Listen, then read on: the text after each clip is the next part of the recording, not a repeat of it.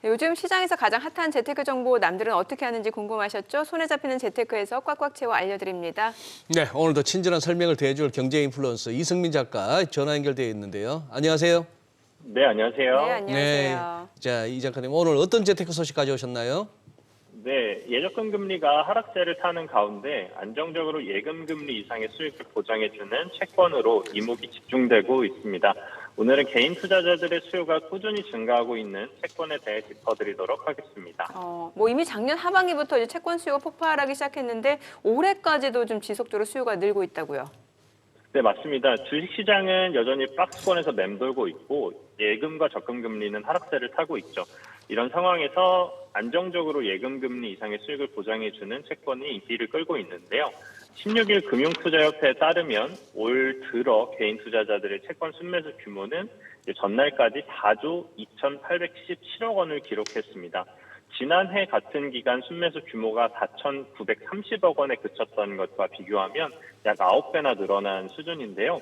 2022년 총 순매수 규모는 20조 원 가량이었습니다. 이 규모도 2021년인 4조 가량의 금액보다 4배가 늘어난 규모인데요. 올해는 이미 4조 원을 넘어섰기 때문에 이런 속도라면 작년의 규모인 20조 원을 넘어서지 않을까 하는 예상이 나오고 있습니다. 네, 이 개인 투자자들의 이 채권 시장에 대한 관심이 크게 늘어나고 있다는 건 이제 이 신종 자본증권의 완판 행진만 봐도 알 수 있는데요. 이 신종 자본증권의 수요가 높은 이유 어디에 있다고 보십니까? 네, 신종자본증권도 많은 관심을 받고 있는데요. 우선 신종자본증권이 무엇인지부터 설명을 드리겠습니다. 신종자본증권은 주식과 채권 성격을 동시에 지닌 하이브리드 채권인데요. 채권처럼 매년 확정이자를 받을 수 있고 주식처럼 만기와 상환 의무가 없어서 매매가 가능한 특징을 갖고 있습니다. 신종자본증권은 선순위채, 후순위채보다 변제순위가 더 뒤에 있습니다. 그래서 위험성이 있는 만큼 더 높은 금리로 발행되는데요. 은행지주가 발행하는 신종자본증권은 안정성도 있고 금리도 높기 때문에 투자자들이 몰린 것으로 보입니다. 지난 1월 말 신한지주는 2,700억 원의 신종자본증권을 발행할 예정이었지만 수요 예측에 성공하여 4천억 원을 발행했습니다.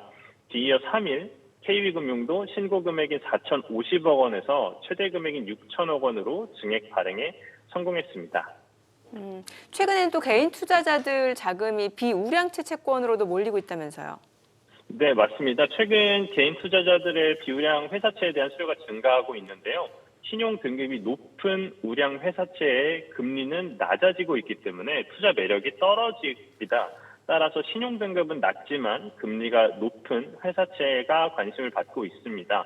A 플러스 등급인 신세계푸드는 회사채 수요 예측에서 발행 목표액인 500억 원의 4배 가까운 자금이 들어왔고요. A 등급인 하나금융지주 계열사 하나 F&I도 발행액 800억 원의 8배가량의 뭉칫돈이 몰렸습니다.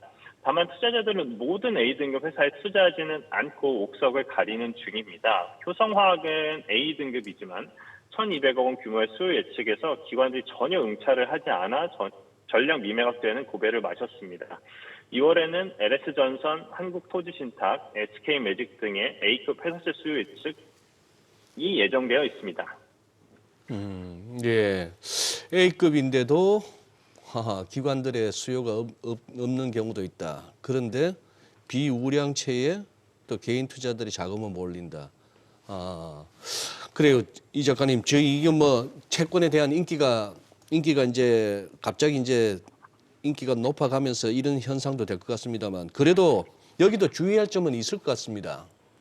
네, 맞습니다. 높은 수익을 원해서 비우량채를 선호하는 개인 투자자분들이 늘고 있는데요. 이때 회사의 신용 상황을 살피기보다 자신에게 익숙한 회사인지를 기준으로 투자하는 분들이 계십니다.